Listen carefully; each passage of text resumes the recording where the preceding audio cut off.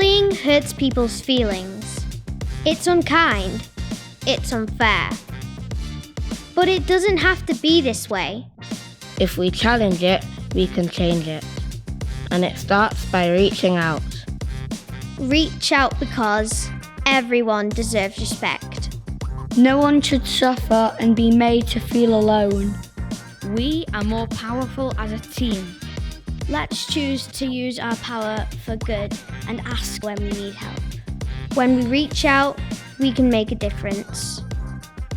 Reach out when you see it, you notice it, you think it, you feel it, you share it.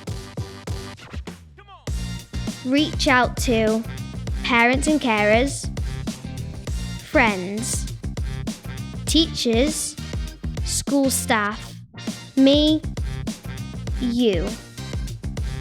Reach out by noticing, talking, supporting, asking, "Are you okay?" Respecting everyone, checking in again. And it's not just us, It's everyone. it's all of us together. Reach out if you see bullying happening. Or if you are being bullied. Together, we can make a big difference. So what are you waiting for? Let's make sure no one gets bullied. How will you reach out today?